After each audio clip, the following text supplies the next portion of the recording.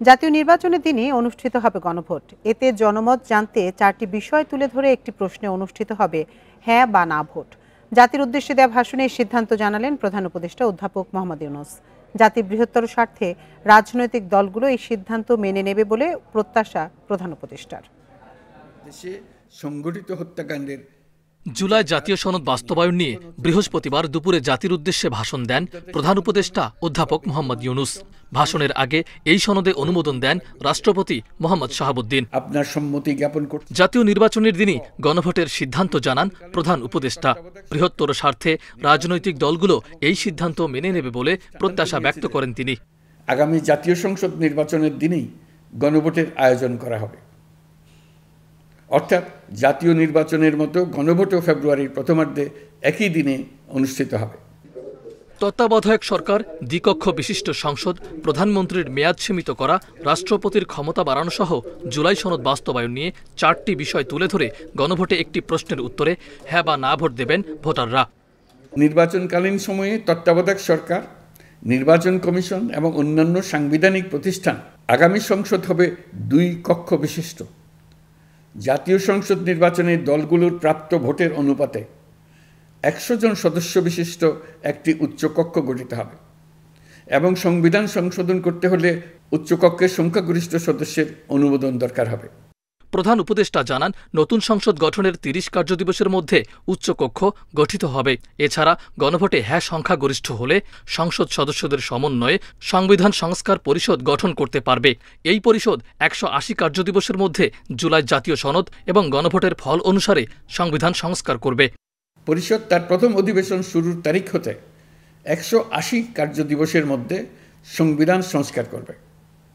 সংবিধান সংস্কার সম্পন্ন হওয়ার পর 30 কার্যদিবসের মধ্যে সংসদ নির্বাচনে প্রাপ্ত ভোটের সংখ্যানুপাতে উচ্চকক্ষ গঠন করা হবে।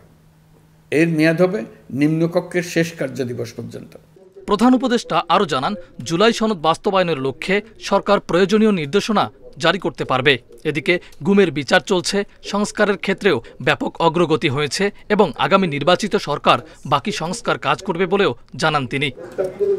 মাহফুজার রহমান মিলন, ইন্ডিপেন্ডেন্ট নিউজ, ঢাকা। ভাষণের মাধ্যমে স্বাক্ষরিত জুলাই সনদ লঙ্ঘন করেছেন প্রধান উপদেষ্টা, এই মন্তব্য করেছেন সালাউদ্দিন আহমেদ। গণভোটে 4টি প্রশ্নকে জবরদস্তিমূলক বলেও মনে করেন তিনি। এদিকে মিয়া গোলাম পরোয়ারের মতে গণভোট বিষয়ে জন আকাঙ্ক্ষা পূরণ হয়নি, একই দিনে হলে মানুষ বিভ্রান্ত হবে। প্রধান উপদেষ্টার ভাষণের প্রতিক্রিয়ায় এসব কথা বলেন তারা।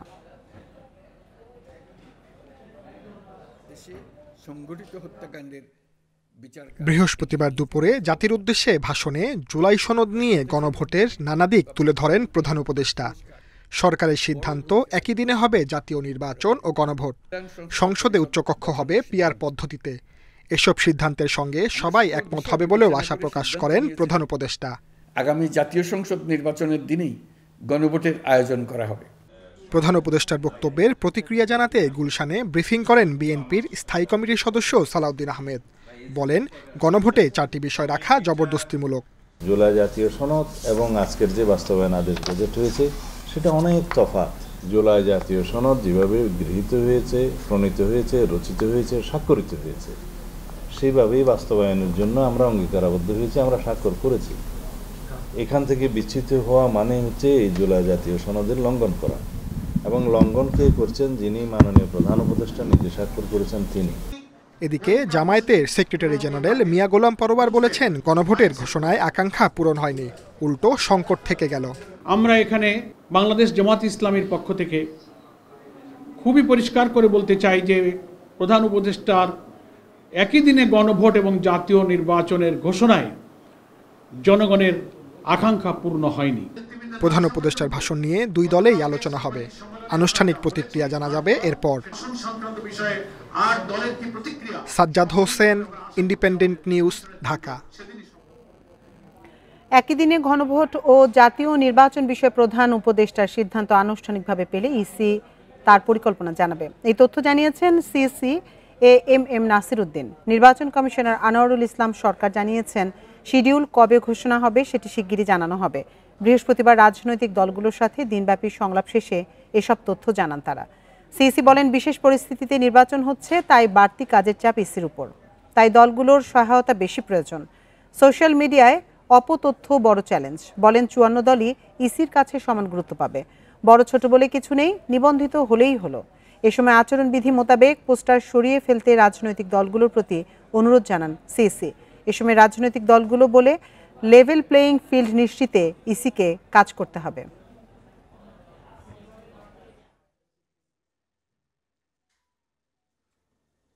আমরা একটা সুষ্ঠু, সুন্দর, ক্রেডিবল, গ্রহণযোগ্য নির্বাচন আমরা দিতে চাই, উপহার দিতে চাই। আপনাদের সবার সহযোগিতা নিয়েই এটা দিতে হবে। মূলত রাজনৈতিক দলগুলোর সহযোগিতা আমাদের দরকার হবে, কারণ মূল প্লেয়ারদের যদি সহযোগিতা না পাই তাহলে তো এটা প্রশ্নবিদ্ধ নির্বাচন হয়ে যাবে। সুতরাং আমরা আপনাদেরকে সঙ্গে পেতে চাই, আমাদের এই চেষ্টার মধ্যে সঙ্গে পেতে চাই।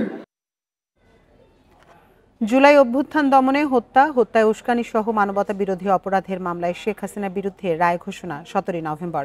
এই তারিখ নির্ধারণ করে আন্তর্জাতিক অপরাধ ট্রাইব্যুনাল। শেখ হাসিনা ও সাবেক স্বরাষ্ট্রমন্ত্রী আসাদুজ্জামানের মৃত্যুদণ্ড চায় রাষ্ট্রপক্ষ। তবে অপরাধ প্রমাণে পর্যাপ্ত দলিল ছিল না, দাবি আসামি পক্ষে রাষ্ট্রনিযুক্ত আইনজীবীর। মাত্র 3 দিনের অপেক্ষা, এরপরই জানা যাবে মানবতা বিরোধী অপরাধের মামলায় কি আছে শেখ হাসিনার ভাগ্যে। মারণাস্ত্র ব্যবহার করে জুলাই অভ্যুত্থানকারীদের হত্যার নির্দেশ ও হত্যায় উস্কানি সহ সুনির্দিষ্ট 5টি অপরাধের অভিযোগ রয়েছে তার বিরুদ্ধে। 17 নভেম্বর সোমবার হাসিনা সহ 3 আসামির রায় ঘোষণা করবেন বিচারপতি গোলাম মুর্তজার নেতৃত্বে 3 বিচারপতি ট্রাইব্যুনাল 1। বৃহস্পতিবার রায়ের তারিখ নির্ধারণের পর চিফ প্রসিকিউটর তাজুল ইসলাম বলেন, দীর্ঘদিন ধরে উন্মুক্ত আদালতে স্বচ্ছ প্রক্রিয়ায় বিচার কাজ চলেছে।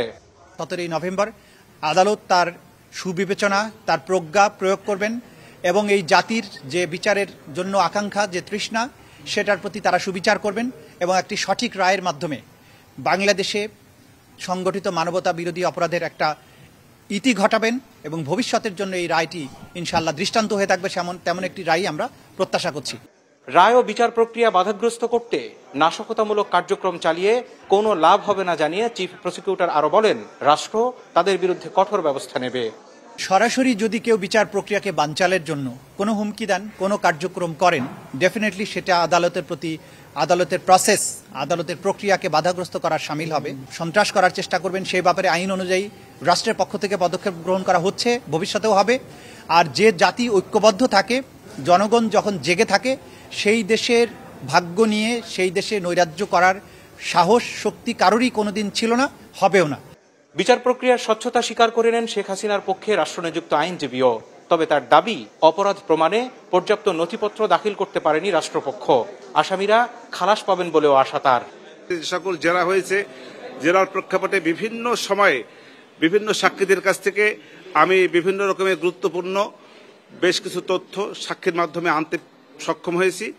সবকিছু মিলিয়ে দালিলিক সাক্ষ্য, সেসব জায়গায় আমি কন্ট্রোভার্সি ক্রিয়েট করার চেষ্টা করেছি এবং বিভিন্ন সময় দালিলিক সাক্ষীর উপরেও কন্ট্রোভার্সি ক্রিয়েট হয়েছে বলে আমি বিশ্বাস করি। সবকিছু মিলিয়ে আমি বিশ্বাস করি আমার আসামিদ্বয় খালাস পাবে।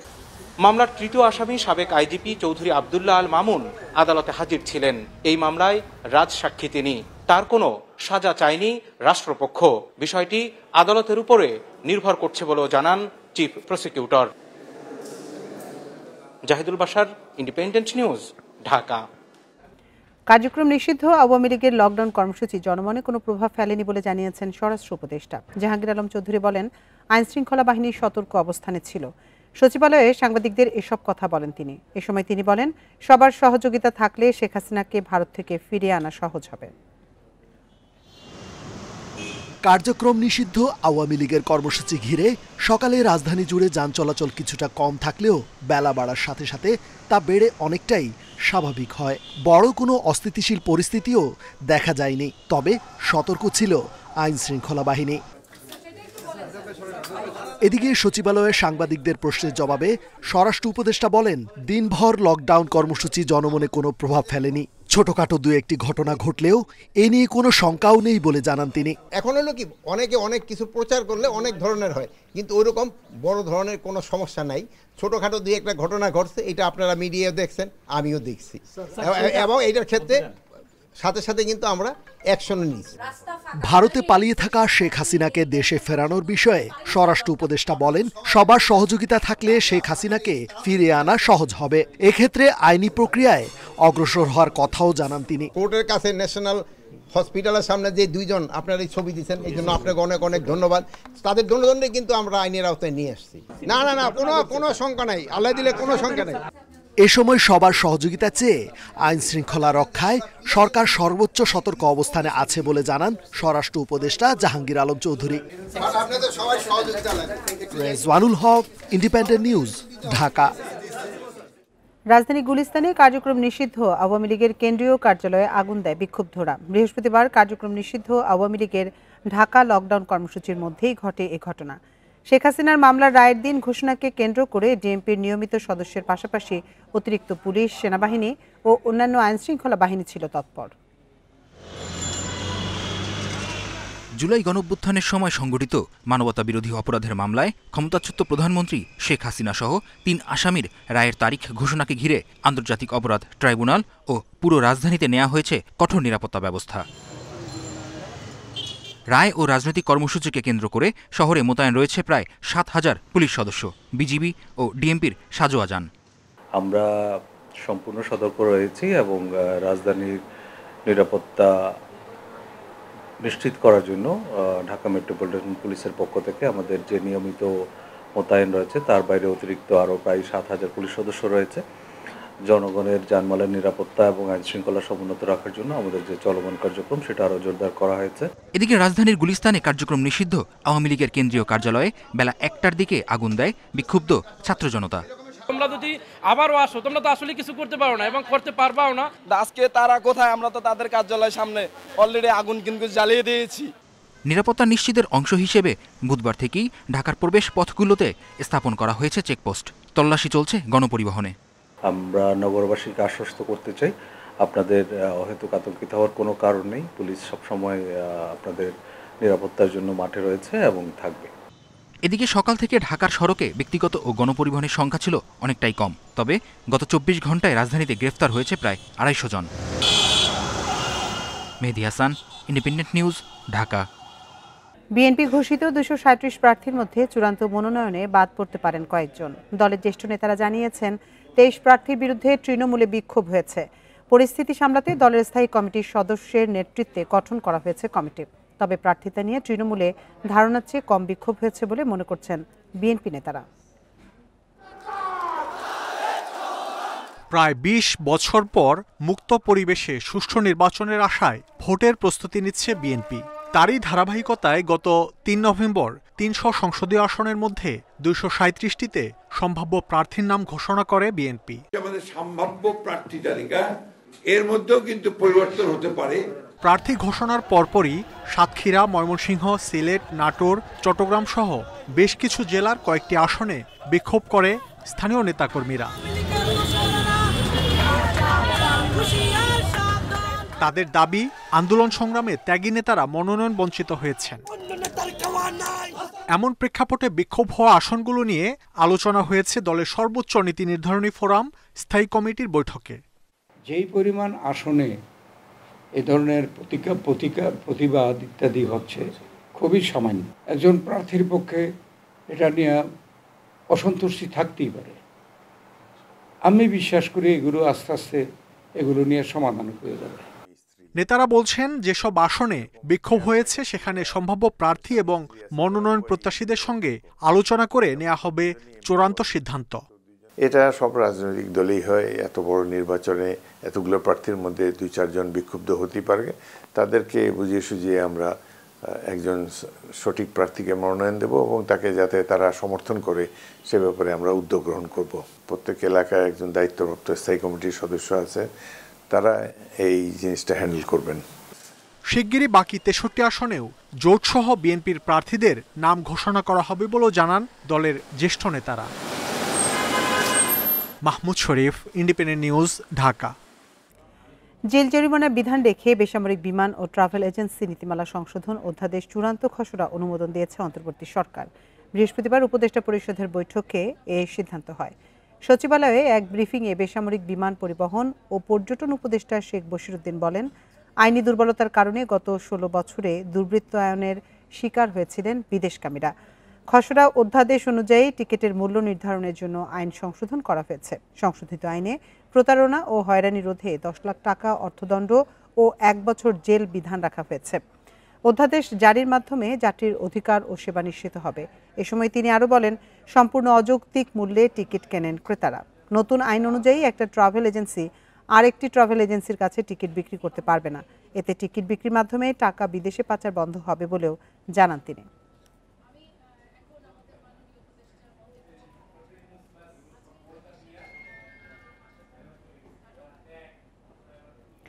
রাজশাহী নগরীর ডাবতলা এলাকায় মহানগর দায়রা জজ আদালতের বিচারক আব্দুর রহমানের বাসায় ঢুকে হামলা চালিয়েছে দুর্বৃত্তরা।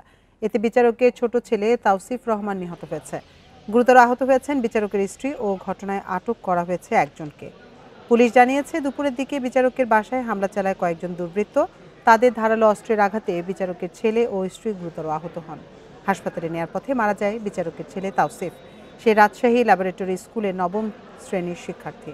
বিচারকের স্ত্রীকে রাজশাহী মেডিকেল কলেজ হাসপাতালে ভর্তি করা হয়েছে। হামলার সময় বিচারক আব্দুর রহমান আদালতে ছিলেন। ঘটনার প্রকৃত কারণ জানতে তদন্ত করছে আইন শৃঙ্খলা রক্ষাকারী বাহিনী।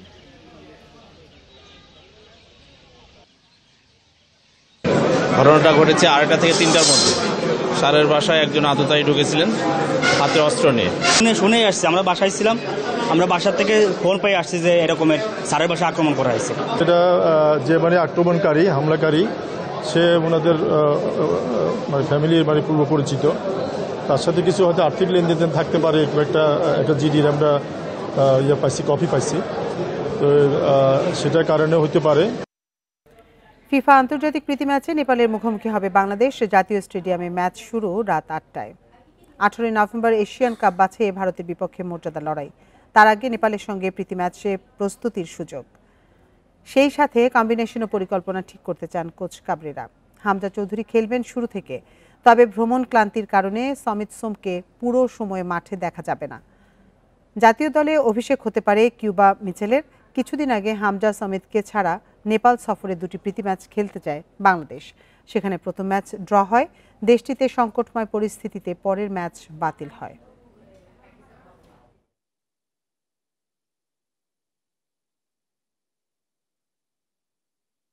অনেকদিন প্র্যাকটিস করতেছি। মেইন গোল হচ্ছে ইন্ডিয়া, কিন্তু কালকে নেপালের সাথে খেলা, সো এখানে এটা জিততে হবে বেসিক্যালি। কারণ আমি চাই একটা উইনিং মেন্টালিটি। আমরা last few matches it was close, কিন্তু we have to have that winning mentality, so it will start from tomorrow. এ নিয়ে বিস্তারিত জানাতে জাতীয় স্টেডিয়াম থেকে আমাদের সঙ্গে যোগ দিচ্ছেন সহকর্মী পিয়াস সাহা। পিয়াস, নেপালের বিপক্ষে বাংলাদেশের প্রীতি ম্যাচ নিয়ে দর্শকদের মধ্যে আগ্রহ কেমন দেখছেন?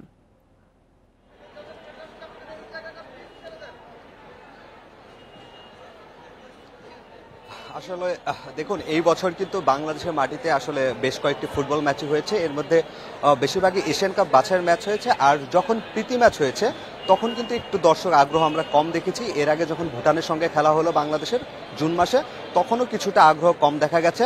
আর এখন যখন নেপালের সঙ্গে খেলা হচ্ছে, আমি যদি কম্পেয়ার করি সিঙ্গাপুর বা হংকংয়ের বিপক্ষে এশিয়ান কাপ বাছাইয়ে যে ম্যাচগুলো হয়েছিল তার তুলনায় কিছুটা মানুষ কম। তবে কম কিছুটা হলেও একদম যে কম ব্যাপারটা তা না। গ্যালারির কিছু অংশ হয়তো ফাঁকা থাকবে, তবে ফুটবলের যে নতুন জাগরণ হয়েছে সেই জাগরণে স্টেডিয়ামে যত মানুষ আসার কথা ছিল তার চেয়েও বেশি মানুষ এখানে এসেছে। এবং এখন বাজে প্রায় 8টার মতো।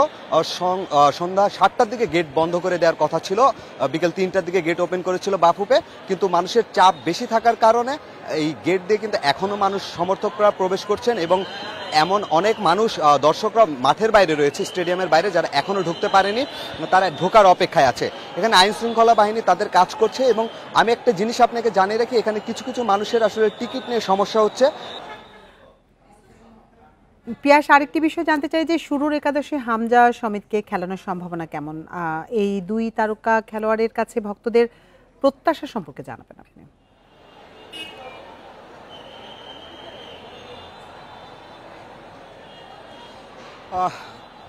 শুরুর একাদশে হামজা থাকছে, সমিস্তম নেই। এই শুরুর একাদশের মধ্যে দিয়ে দিয়েছে সমিস্তম, কিউবা মিচেল দুজনেই আমরা সেকেন্ড হাফে দেখতে পারি। সবকিছু মিলিয়ে সেকেন্ড হাফে আসলে যাদের দেখতে দর্শকরা মাঠে আসছেন তাদের অনেককে আসলে সেকেন্ড হাফে দেখা যাবে।